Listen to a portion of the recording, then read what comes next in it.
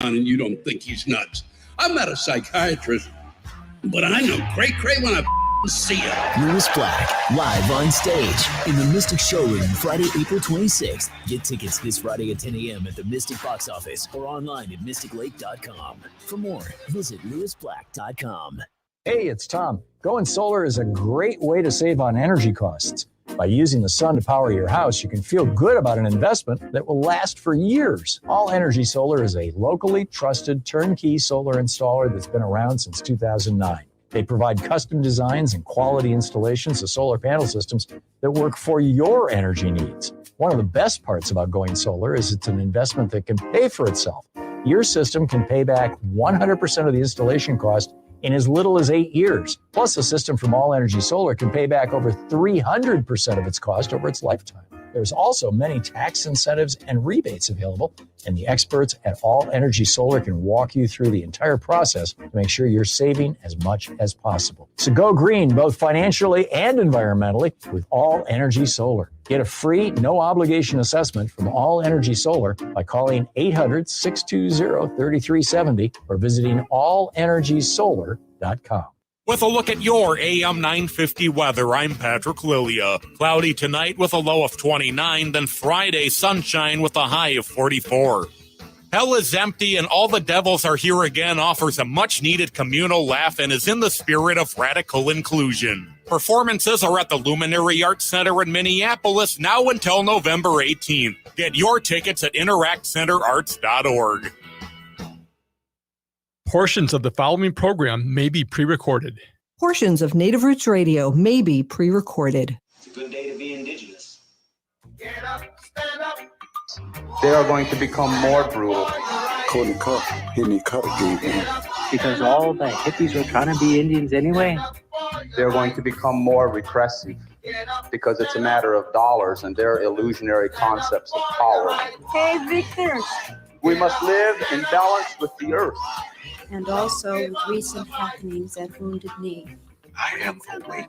Welcome to Native Roots Radio presents I'm Awake, and I'm your host, Wakanja Hade.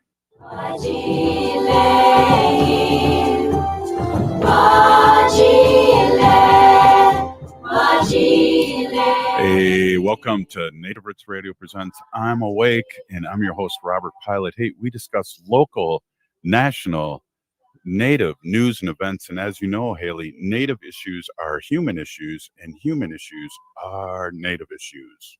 You're absolutely right, Daga. This portion of the show is supported by Native American Community Development Institute, or NACDI, in Minneapolis.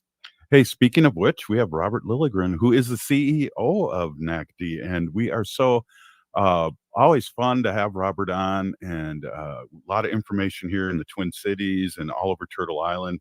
Robert's like a glass ceiling breaker, and we are always pleased to have you on. And, you know, as former city council member, and I just got to say this too, we had your candidate on and she won. She did win. I'm thrilled. Katie Cashman in Ward 7 elections just on Tuesday. So it was good news. And it's great to be here. I've been away for a few weeks, so it's good to be back. Thank you. Thank you so much. There's so much going on. And, you know, this is a show that we could probably start our own network and have continuous news going on in Indian country, and a lot of things happening in Minneapolis and Minnesota and all over the 5-state area. But we still are going to be talking homeless, even though it's a scary warm today. That's not what's going to be happening soon, Robert. Yeah, you're exactly right, Robert. It is beautiful here in Minneapolis today. It must be 65 degrees or warmer. But winter is coming, right? And we have a lot of our relatives living outside, sleeping outside. And so plans for how to best care for our relatives who are unsheltered are ramping up really quickly. A lot going on in Minneapolis. And we have some major encampments.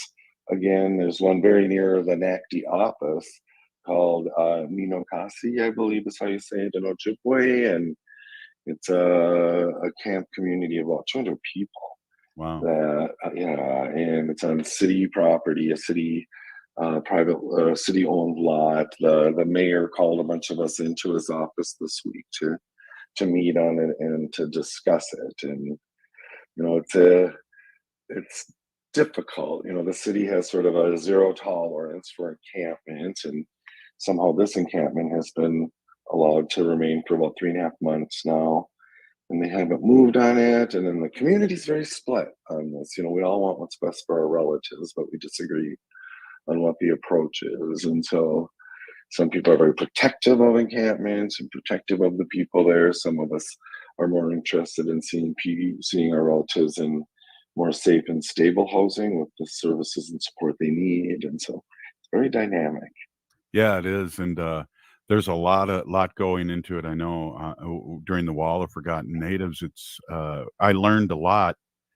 And Wendy worked in the HIV community for many years, and sure saw a lot of our relatives there that she knew. And of course, she didn't tell me who they were or that she saw anyone until well after we were there. But there were so many different issues of everything from afraid to go to a shelter and get their only belongings stolen and things like that. It's just things I had no idea about.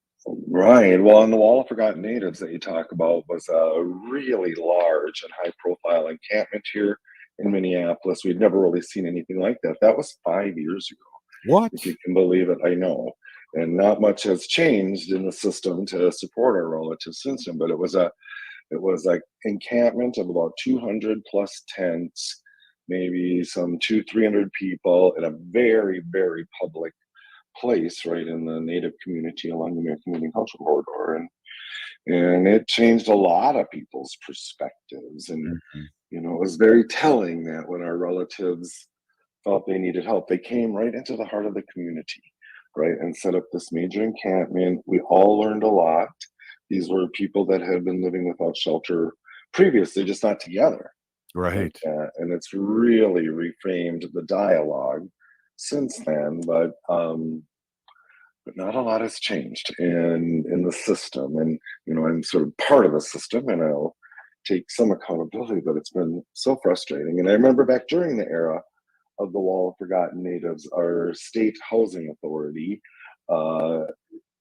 convened the Minnesota Interagency Council on Homelessness. So it was all of the cabinet members, all of the state agencies that could do something about it. And at that time, we got some new data from HUD that disaggregated data around unsheltered homeless people. And at the time, Native people were 17 times more likely than white people in our state and region to be unsheltered. And that was the first time I saw that statistic, and I started crying. Wow. It was really traumatic. So today, a Native person is 28 times more likely to be unsheltered than a white person in our region. And so we're moving the dial in the wrong direction. Wow. Is that just because the waiting lists for public housing are so long, or why is that? Well, I have my opinions, Haley. Thanks for asking, but I think it's because there's a sort of an unwillingness from those who hold resources that can really address the issues that contribute to a person being unhoused. They're unwilling to step in because it's going to be costly. It needs to be people-centered. It needs to be culturally specific, and it's going to be expensive. And so you have all the public jurisdictions, the city, the county, the state.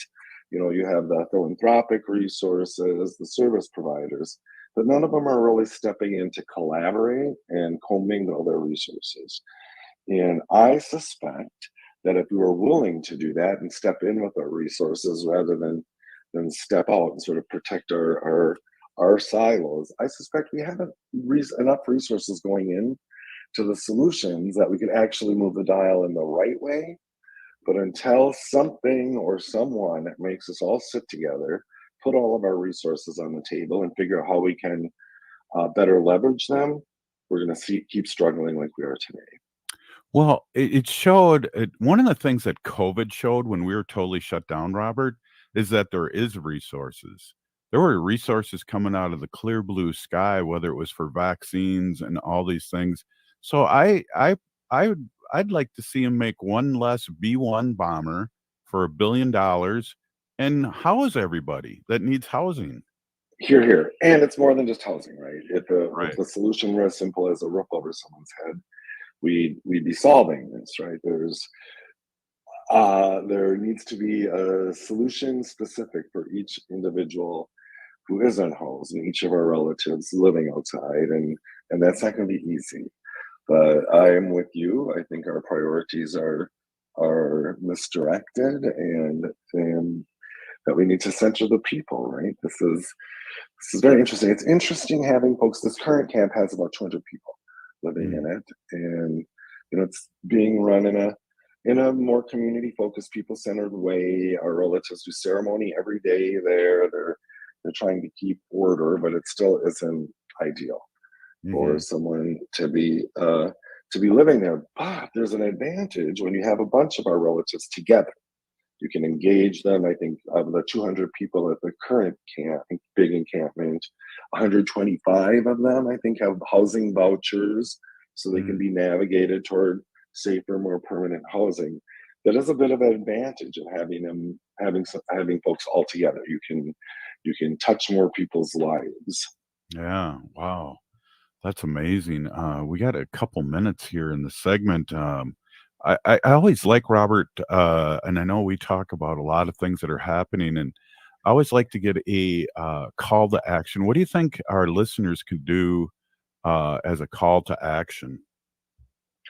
Yeah, I think engage. Two things. One is engage with policymakers and other resource holders, making it clear this is a priority, not just clear the camps, but to really care for these people. And the other is engage with some of the community level grassroots service providers. Don't just show up and drop off a bunch of clothes or food, but there's a lot of coordinated efforts going on, and just look for who's helping out.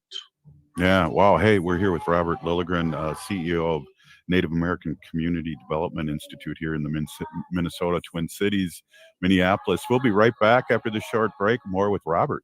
Stay with us.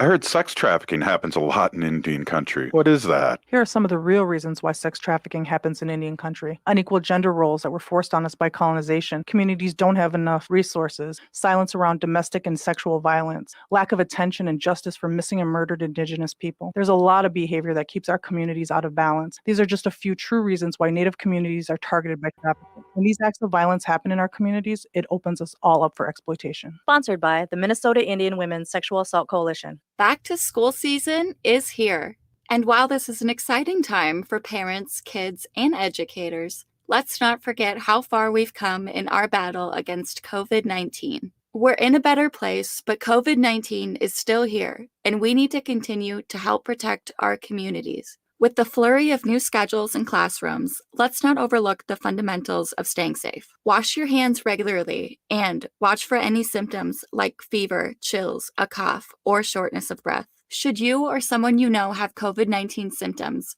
stay home and get tested. Find more tips on continuing to be safe at health.state.mn.us. Let's have this back-to-school season be a time of renewed commitment to our collective health and brighter future for our Native communities. Again, find more tips on continuing to be safe at health.state.mn.us. This message is brought to you in partnership with the Minnesota Department of Health. Unveil the captivating world of Native photography at the Minneapolis Institute of Art. Their new exhibit, In Our Hands, Native Photography 1890 to Now, turns the camera around and puts Native photographers in control, featuring hundreds of photographs captured by generations of First Nations, Métis, Inuit, and Native Americans. You'll view the world through their lens, revealing the beauty and complexity of Indigenous heritage. Don't miss this incredible experience. Visit In Our Hands at the Minneapolis Institute of Art now through January 14th. For more info, visit artsmia.org. You're listening to Native Roots Radio. This is Spirit from Reservation Dogs. Get up and listen.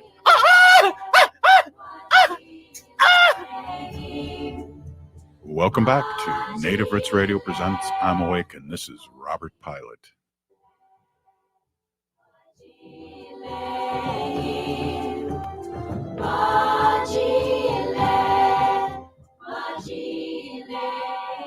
Hey, welcome back to Native Roots Radio presents I'm Awake. This portion of the show is supported by the Minnesota Indian Women's Sexual Assault Coalition.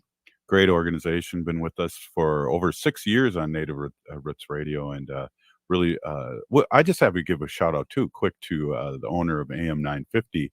He plays those PSAs all day and doesn't have to, and I just want to give a big shout out to Chad. When I'm listening to AM 950, I hear Minnesota Indian Women's Sexual Assault Coalition PSAs playing, and I just think what a great partnership we have with AM 950. Absolutely. Hey, Haley, before we get back to Robert, do you know what time of year it is? I think Thanksgiving's coming up, but I don't Robert, know. Is it your birthday? No, it's always my birthday. We're always celebrating. Robert, do you know what time of year it is? I do know it's time for Mincher, right? Hey, that is Mincher. Wow, our guest knows and we don't know. I just think that's awesome. You must have been listening to the show. How can we get a hold of Mincher, Haley? Yes, so you guys can visit minsure.org. That's MNSure, SURE.org, to find an affordable plan that fits your needs. Absolutely. Hey, we're here with Robert Lilligren, again, CEO of Native American Community Development Institute, which goes by NACDI, and it's that time of year again, Robert. I'm wondering, it's Give to the Max. Can we give a shout out to your organization here? Yes, please. Give to the Max Day. So it's an aggressive fundraising day. Folks can go to NACDI.org, NACDI.org, if they want to give to NACDI and support our work there. And there's just a number of Native organizations who participate. And it's I don't know if you've seen this, Robert and Haley, but it looks like giving is kind of down to charitable organizations, and so we're trying to buck the trend here in Minnesota. So if you can, please give to the max. Yeah, right on. Hey, Robert, too, speaking of which, I've seen out of your organization a lot of really cool videos on Instagram. I haven't seen them on YouTube or Facebook, but I imagine they are. But I have seen them pop up on Instagram about making voting a tradition. Yeah, make voting a tradition, a hugely successful civic engagement initiative at NACDI. That's an intergenerational approach to engaging Native folks, not just at the ballot box, which is important, but holding elected officials accountable and engaging in policy making. But we get kids to bring their grandmas and grandmas to bring their grandchildren, and really start reintegrating voting as a core value within the community. And I appreciate your mention on those videos. We have them in our other program areas as well. Food sovereignty with Four Sisters, arts and culture with All My Relations Arts. And over the last maybe year and a half, 2 years, we've really centered storytelling in our organization. And we've established a group internally of 3 that kind of lead the storytelling team. And it's really made a difference. It's kind of turbocharged our ability to get information about our organization out there. So I appreciate you mentioning that, Robert. Yeah. Hey, there's something that I was just invited to going on Friday, and it's always an exciting thing in downtown St. Paul, the Minnesota Rise.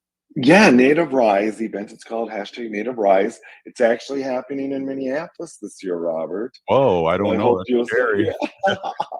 For the first time. It's on Windows of Minnesota, so the 50th floor of the IDS Center. So wow. Yeah, and the theme is Soaring to New Heights. But this is a social and dinner and program and an event that celebrates what we're doing here in the Native community. And it's a great networking event. We get a lot of policymakers and other resource holders. It's Friday, November 17th. I'm pretty sure it's sold out at this point. Our feature will be Kara Jade Myers, who plays Anna in Killers of the Flower Moon, and who's also a organizer and writer. And it's just a really special event that has been put on by the American Indian OIC and Dr. Joe Hobart for, let's just be about 5 years now. Something like that. Well, I remember it was really bougie the first year. I wasn't invited, but I've been sneaking in ever since. No, you're right. It is a little bougie, but it's a good group of Native folks. Our Lieutenant Governor, my white earth sister Peggy Flanagan, will be a featured speaker there, and it's a great forum to kind of get our messages out. And we'll also have a local comedian, Trish Cook from Red Lake, who will be performing. So it's going to be something special. I'm glad you can make it. Yeah, and thanks for the invite. I think it's really important that we talk about these things because a lot of our people that listen to the show are white people that enjoy us natives and support our natives, our white allies. They really don't hear about these things that we do in this kind of a fun and snazzy way. They think of us in different ways, but it's really good. I'll probably wear a sport coat and put on that cool bolo tie I have too. Oh yeah, I'm familiar with that tie. Yeah, it is kind of fun, and it's but this is it's a power building strategy, right? Yes. It's to let people who make decisions about our community, who hold resources that can support our communities. It gives them an opportunity to see what we're doing, and it's always been a good time. And were you there last year when there was this hideous ice storm that hit just beforehand? I think it took me an hour plus to get to St. Paul, which is usually about a 15-minute drive from here. But looks like we'll have better weather this year. Well, we talk about groups like this or happenings like this around the Twin Cities, and I know Haley was really impressed that the governor knows my first and last name. But that's how open this administration is too. Agree. We're very fortunate here, and I think we as a community are taking advantage of the access and opportunities we have now. This event being a perfect example. At our table tomorrow, we'll have 2 incumbents Minneapolis City Council members who are from very different sort of ends of the political spectrum on the council. We like everyone to get together and get along and cover our bases. We'll also have a new council member elect, Katie Cashman. Hey, had on the show. Yep. So she will be there as well. So again, it's an opportunity to help educate these influencers about our community. Well, it's exciting, and I think every little bit helps. She won by a kind of a tight margin there, and I think whatever we could do here at Native Roots Radio to help or to get the word out of who this young candidate is. What about St. Paul? All women city council members, and I think all 7 are under 40 years old. Yep, and by far a majority of them are women of color, right? Yes, all but one. That's historic. That's wonderful, and I've always been about trying to lift up the next generations. I wasn't involved in the St. Paul City Council races, but I'm satisfied as someone who's now entering my elder years. I'm very satisfied having this more youthful council. Katie Cashman on the Minneapolis side that we were talking about, she's just 30. Wow. And I was looking through the profiles of the city council candidates here in our Star Tribune, which is our big daily paper, and it was interesting. The closer they were to 30 or under 30, their priority was environment and climate change. And I mean, that was almost to a person. And I know Katie says the same thing. Katie Cashman, council member elect, she said that's the issue of our generation. That's the crisis of our generation. And I find some comfort in having these young elected officials prioritize climate. Well, and not only the young ones, but we talk about this all the time here on Native Roots Radio, but our Gen Zs are engaged and running for office and are going to save us, and they don't get old. So when you see these polls for Biden only up 4% or on and on and on, it's a year away from the election right now. So it is getting to be that time of year. But they aren't, asking the Gen Zs who they're voting for. They don't pick up their phone. They'll text you maybe, but they aren't picking up their phone for a poll. Right. And that's the biggest voting block, right? Going into 2024. Yep. It's a whole different electorate. I love that you said they'll save us. That's what I'm counting on as well. That's where we need to be focusing energy and effort, is engaging younger voters. You know, you talked about our Make Voting a Tradition effort. You know, in the state of Minnesota, you can now pre-register 16 and 17-year-olds. So they're ready to vote when they're 18. We've been focusing on that as well. And yeah, so I'm hopeful for 2024 as well from what we've seen this election cycle around the country. Oh my goodness. Oh my goodness. So many things that if you're watching CNN or MSNBC or any of those stations that are freaking out about the red vote coming in, and then the final results the next day was like they were freaking out in the blue states, or the red states became blue states, or in the blue states stayed blue states. And so don't listen to these polls. Nope. Just get out and vote, and get your neighbors and friends and family out to vote as well. All right. Hey, we're Robert Lilligren. Really appreciate you stopping in. Have a great night. It's warm. And do you remember the old days of you could smell South St. Paul when they had the stockyards? That's what I feel like today. Have you been outside? Yeah. I don't know if someone's put manure down on their yard or something, but that's all I can smell when I was outside. I know. I'm staying indoors until I have to leave now. Hey, thanks again. I'll see you Friday. See you Friday. Thank you so much. We'll be right back. This is Native Roots Radio presents I'm Awake.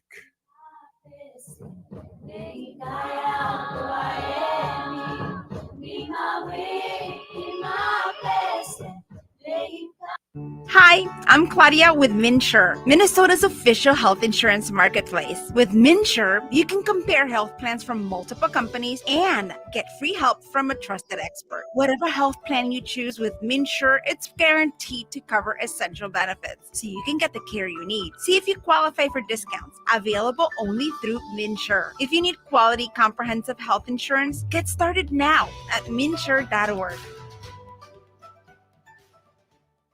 J&S Bean Factory is a native-owned, community-supported, cozy, artsy coffee shop which offers roasted on-site beans, live music, and baked goods. Relax in the beautiful outside patio. City Pages writes, voted top 10 coffee shops. Tucked into a quiet corner of St. Paul's Highland Park neighborhood, this coffee shop roasts beans on-site from the best coffee-growing countries in the world. Located at 1518 Randolph Avenue, St. Paul. The good stuff. Minnesota has the only original wolf population in the continental United States. And 80% of Minnesotans believe the wolf should be protected. Howling for Wolves is asking Minnesotans to respect our true wildlife manager, the wolf. Their survival is critical to our ecosystems, our communities, and even our economy. As highly intelligent animals with strong social bonds, Minnesota wolves deserve to be protected and admired. Learn more at howlingforwolves.org. Let's live and let howl. Be a vaccinative. As the fall season continues, new COVID-19 variants threaten the health of not just you, but our elders as well. These new variants might even evade previous vaccines. That's why it's important to stay up to date. The newly authorized vaccines target current variants effectively and are FDA approved for ages 6 months and older. But there is an important note. These are the first COVID vaccines to be commercialized, which means there may be costs associated with them. Speak with your health insurer about your coverage before scheduling an appointment to avoid a surprise bill. For those without health insurance, help is available. Ask your health clinic about options or visit vaccines.gov for free locations. Getting vaccinated protects you from severe disease. Don't put yourself or elders at risk. So be a vaccinative and protect our community. You can visit vaccines.gov for free vaccine locations. This message is brought to you in partnership with the Minnesota Department of Health. With a look at your AM 950 weather, I'm Patrick Lilia. Cloudy tonight with a low of 29, then Friday sunshine with a high of 44. Vinaigrette can add the perfect complement to your next home-cooked meal. Taste test their wide selection of oils and vinegars, and they'll bottle it for you right on the spot. Vinaigrette is located at 50th and Xerxes in South Minneapolis. Check them out at vinaigrettemn.com. Hi, I'm Jane Fonda, and you're listening to Native Roots Radio. And we're back to Native Roots Radio presents I'm Awake, and this is Robert Pilot.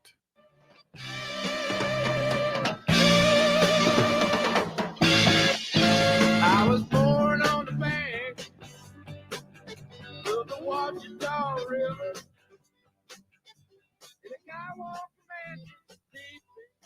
Hey, welcome back to Native Roots Radio Presents I'm Awake, and I'm your host, Robert Pilot.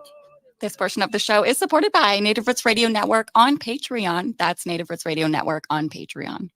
Hey, give and give plenty. We really appreciate everyone that gave over the time of COVID. We really needed that funding and to keep going on our radio show. So I really appreciate that. Hey, we're here with Justin Brokenrope, and first of all, I really love your name, and it's good to see you again. And second off, we just played a little bit of music there, and let's talk a little bit about that. But first, I'd love to have you introduce yourself again to our audience. Sure. Oh, Mitakiapi, Justis Brokenrope, Makiapido, Chante Washte Napechu Zapido, Sichanko Yanke, Mataha, Nakuona Watheca Records, Wawa Dakekte. Hello, my relatives. My name's Justis Brokenrope. I'm enrolled over at Rosebud Reservation, South Dakota. Today, I'm going to talk about Watheca Records. Yeah, let's get right into it. We just played a little cut there that you're working with. Let's talk a little bit about Watheca Records. Yeah, so Watheca Records basically is kind of a project that I started a little over a year ago. I've been collecting records for, I don't know, since I was in middle school or something, and at a certain point realized that these records I was collecting and like these bands I was finding out about intersected with kind of our cultural identity. And so I started just picking up any native records that I would find, and these would usually be like country or folk or like 60s 70s rock records, and a lot of them were kind of underground artists or never made it off their reservations. And so I thought at this point in time I should start trying to catalog these and upload them, and ideally make them more accessible and available for their families and communities that they came from. So yeah, for the past year I've been trying to document and kind of archive these records, and then concurrently with that DJing them as well. Wow, that's awesome. Where can people find the records you have documented so far? The ones that I've digitized they go up on YouTube. Usually I try and get 3 or 4 albums up a month. And then everything is also posted on an Instagram account. And both of those are watheca.records, WATHECA.records. But yeah, everything goes up on there, and I still have probably a couple hundred records I haven't digitized yet. So it's going to be an ongoing thing. Well, that's awesome. So do you just put the picture of the album up for YouTube? Is that how people can visually see it too? Yep. Yeah, I'll scan or take a photo of the sleeve of the jacket, the front and the back, and then any other information usually I can put on the description, like if you can find out who's in the band or what families they're from, reservations, etc. Wow, that's awesome. I love history, and that's history, and that's unmarked history too. And especially in those days when you could cut an album and basically sell it and promote it yourself, it isn't so controlled like the record companies are nowadays. Yeah. So who are some of your favorite, what are some of your favorite albums that you've discovered? And I want to ask you too, what were you surprised about? What surprised you the most? Yeah, I mean, I think maybe when someone asks me that question, like, well, who's your favorite native rock band? It's hard to pick one, but this band Sugluk comes to mind. They're like I think mid-70s band up in Canada, First Nations Inuit band, and they just sound like their reservations version of CCR. They absolutely rock, and when you listen to, that people were going buck wild at wherever they were playing back in the day. And I've seen photos of them, and yeah, I mean, wearing the leather fringe jackets and bell bottoms and boots, and I don't know, that's probably my favorite band that I've come across through this. I'm Lakota, so Buddy Redbow is a huge one for me. Winterhawk, Morris Belknap, I think he's a Apache country guy in the early 70s. So those are some of the ones that I go back to and default too as my favorites, but it's kind of this ongoing thing where this is like you were saying, kind of something that hasn't been documented much at all, and so I keep finding things, and a lot of it's been overlooked because yeah, these were native artists back in the day when it wasn't popular to be a native artist, and they weren't able to get off the reservation or get much radio play, and so these things are out there and they haven't been digitized. They're not on Spotify, not on YouTube a lot of the time. So just trying to find them and bring them out to a wider audience when I can. That's awesome. So in this process, have you found anyone that's in these bands, or have they reached out to you, or is anyone go, that's my record, or that's my uncle's record? Yeah, actually, and that's kind of where the most rewarding part of this is on the YouTube videos.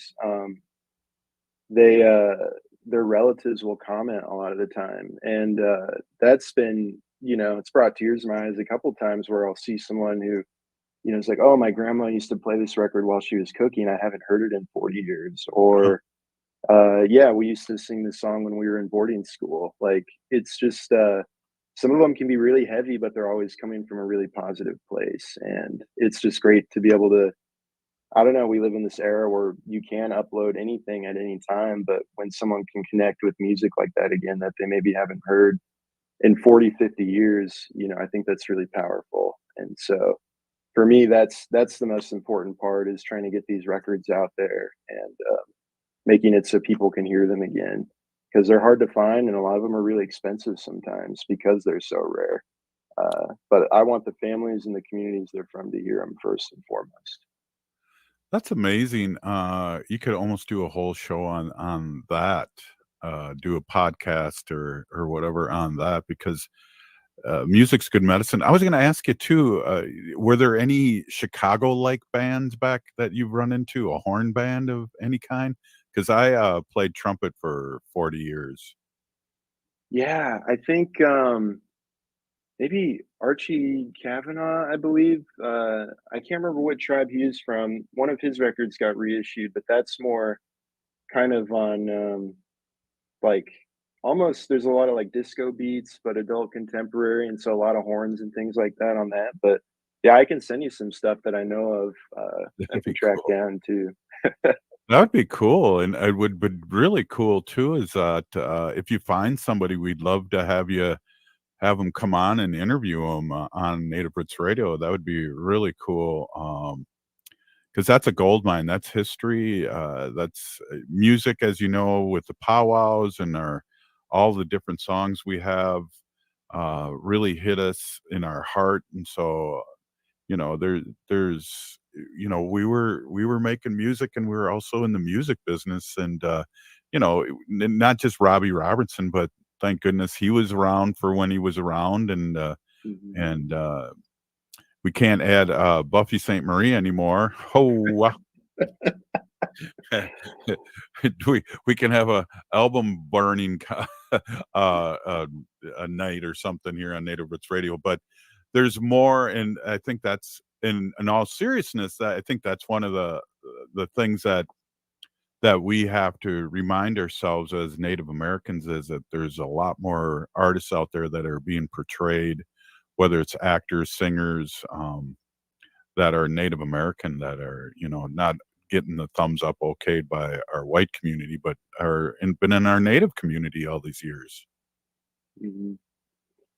Yeah, I just want to make sure that these albums and these bands can be heard by the people that heard them first and who they were made for. And I don't know, I just think that's so genuine. And a lot of the times they're talking about their communities or what they were doing to have fun, like anything going on at that time back then. But yeah, it's from a real place, and it's from kind of the overlooked artists of the genre back in the day. So when you DJ, tell us a little bit about that. So I think of a DJ because I'm a hip dude from an NWA era. It's not the same kind of DJing. It's more of playing these music through. Tell us a little bit about that, and where and what we would expect to hear and see when you do that. Yeah, so I do physical like DJing at events. I have turntables, and in the Twin Cities, it's been like, yeah, Four Sisters Farmers Market, that Owamni Water Festival, things like that. I'll get invited to. I DJ'd an Indigenous film event at the Walker recently. So I do that, and yeah, people can book me for doing those sort of things. And then I also have a couple radio shows that have streamed from these platforms, Beloved out of Chicago, and then NTS that's based in London. And so those are nice because I get to create the whole recording in Dakota. So any of me yammering on during the session is all in Dakota. There's no English spoken on them. So that is in line with the kind of my language revitalization component, where we're creating more media in Dakota and Lakota to have out there. So yeah, those are kind of the main two outlets that I have for doing this. Well, let's play. What do you want to say about the band that we're playing right now?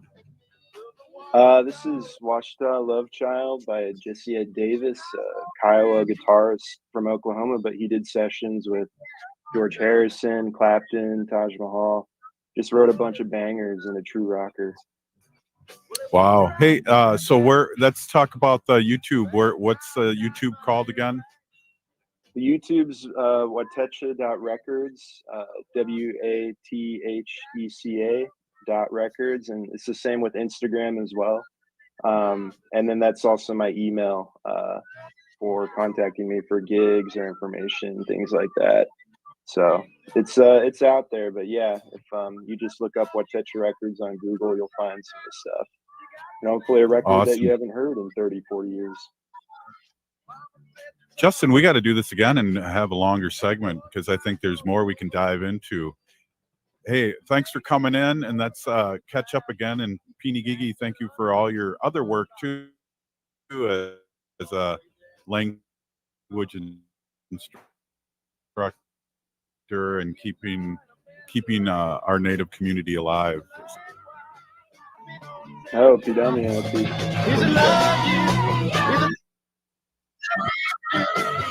Got to let it sing its song. I got myself together. Down the road, down the road. To the boogie, down.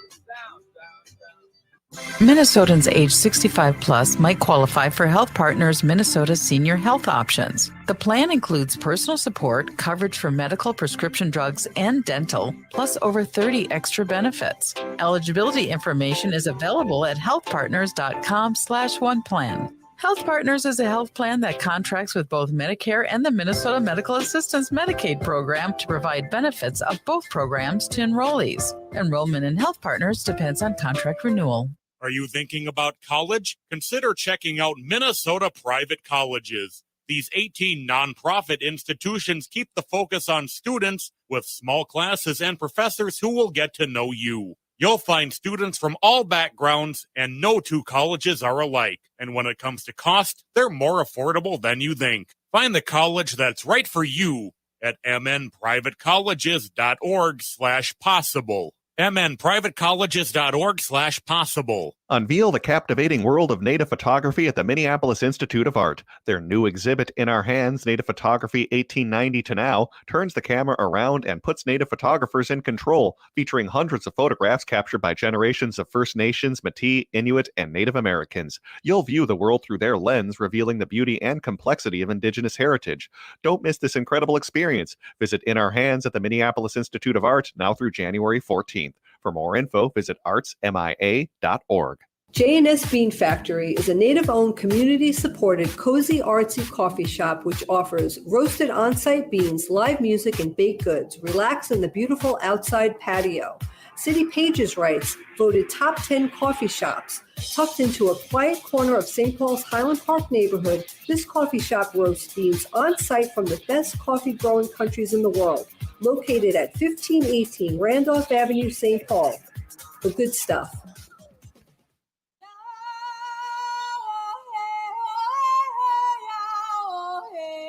This is Leonard Peltier. I am in Coleman 1, U.S. Penitentiary, and I'm listening to Native Roots Radio. And we're back to Native Roots Radio presents I'm Awake, and this is Robert Pilot.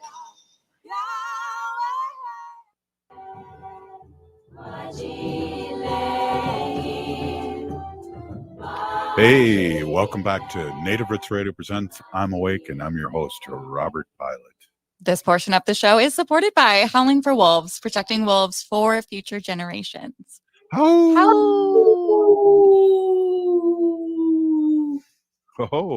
that was a good call. Hey, we're here with Dr. Maureen Hackett of Howling For Wolves, and we're always excited to howl with you. And we'd love to have an update. I mean, we haven't had you on a while, and we know Give to the Max is happening, and we just love talking to you and checking in. Welcome. Thank you for having me, Robert. It's always really nice to talk to you guys. And we have had a lot of things go on, and Give to the Max is a time for us to sort of wrap it up for people. I think if you go to our Give to the Max page, we say some things, which is really cool. We redid it, and we actually have an ad that we link to from the Give to the Max, which will inspire people to give, but also is slightly educational. It gives the ecological message. It says, basically, wolves keep deer moving to increase plants that support birds and fish. And so I love the way the voice read this ad. Anyway, so you can go see that on our Give to the Max page. And but since I think we last talked, Robert, with my talking about the new research showing that human causes of wolf deaths massively increases with the wolf hunting and persists long after the wolf hunting ended. I think we spoke about that. Do you remember? Yeah, I think memory too hard, but anyway, so in July there's this new research that came out, and it was published in Nature, and it looked at the DNR's data, their own collared wolf data over 16 years, and they found that starting with November of 2012, the amount of wolf deaths overall more than doubled, and the causes of deaths caused by humans more than tripled. Wow. So it went from like a 20% death rate, the trend like this, and then it jumped. There was a trend jump to a new trend, and now it was 43% death rate overall, and 35% of that was human causes. So human causes used to be only 10%, and then it jumped up to 35.5%. Anyway, so I, not to be a Debbie Downer here. So what we've done though, is with that information, it came at a very good time. I mean, this is a Nature publication, if you can imagine that. Mm-hmm. And so I had a meeting, I was allowed a meeting with the Department of Natural Resources Commissioner. Wow. That was astounding. I had never had that before. And they even allowed me to record it. Oh. Yes. And we went to church on this research. And basically I said to them, wolves are already dying. You're tasked with protecting them. And let's change the whole plan so that the public can help you. Because the public would love to not have wolf hunting and to support wolves. Support the DNR in their research for wolves, support the DNR, maybe even help them count wolves or change out the camera, memory in the middle of a field in the middle of nowhere when they need to do that.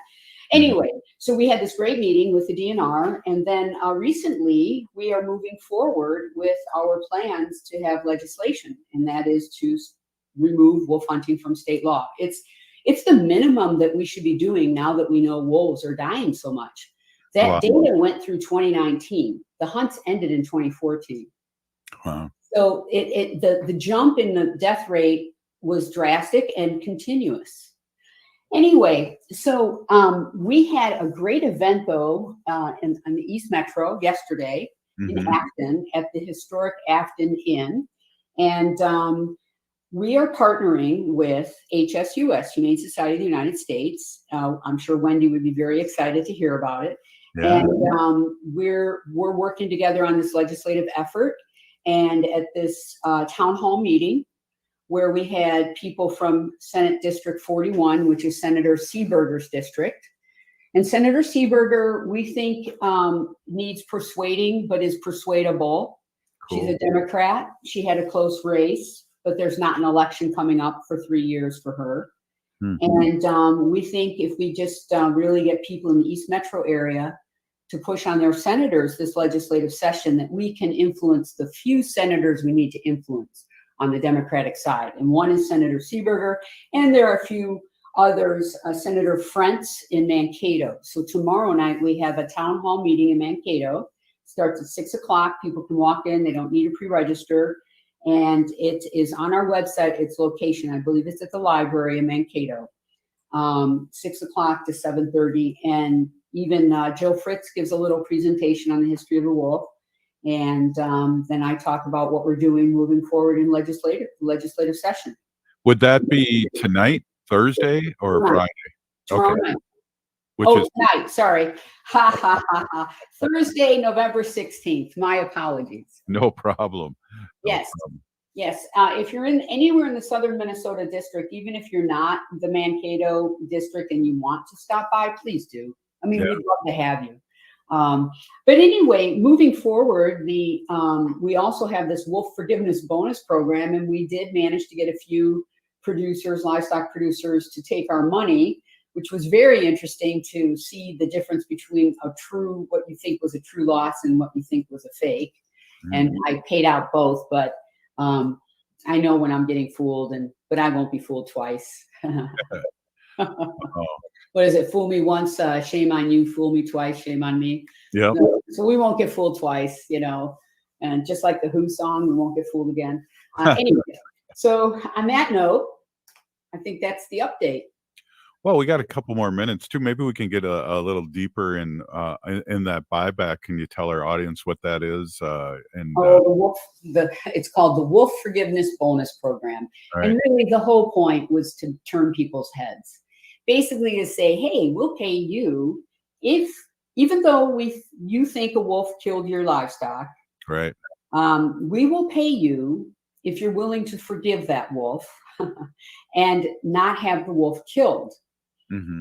And now then we run into what's a very interesting situation where a livestock producer may call the USDA to assess their loss to try to get reimbursement from the federal government for the loss of the livestock. Hmm. And then from us, they may try to get, which is fine, I'm more than willing to give it, money for not having the wolf killed. But then they run up against the USDA guy who wants to trap out all wolves he gets any complaints on because he believes he's creating killer wolves. Huh. He has a really weird mindset, but and I don't know what to do about him other than to try to keep pushing home the point that no, wolves it's not what you think is going on. Wolves are not growing everywhere. We don't have tons of wolves. They're struggling, and we don't need to be killing them as much as we do. So the Wolf Forgiveness Bonus Program is just kind of a twist to tell people, hey, you can actually earn money to not have a wolf killed, and just make them think about it. Mm-hmm. And we have had takers. So and it sounds like and fibbers too, huh? Fibbers. I had one fibber, but like I said, I won't be fooled again. Hey, we're here with Dr. Maureen Hackett, CEO and founder of Howling For Wolves, and we always love to howl and we think of our wolves. And I just hope because we're all over Wisconsin too with our show, Maureen. I just hope Wisconsin's hearing this. They don't need another wolf hunt, and that was just so devastating. And talk to your people, your politicians about that in Wisconsin. Very hard for them there, but luckily there is change happening in Wisconsin, but it is very difficult. And maybe Wisconsin maybe they'll have more of a way in with the courts. I don't know. But we did have some people from Wisconsin at our East Metro event, sort of taking stock in what is happening in Minnesota, how different it is than in Wisconsin. We're sad about Wisconsin, very sad about it. Yeah. Here, we want to demonstrate in the state of Minnesota that we can have all non-lethal methods and that killing a wolf can be a rare and regretful event. And that's what we need to do. Well, thanks for stopping in and giving us a great update. And thank you always, all these years of support to Native Roots Radio. We really appreciate you and all the great work. I think what we got to do, Haley, is do one more call for this show this portion's brought to you by real quick. Okay, yes. And give to the max. This portion of the show is supported by Howling for Wolves, protecting wolves for future generations. All right, remember to give to the max. You're listening to Native Roots Radio presents I'm Awake, and we'll be back tomorrow.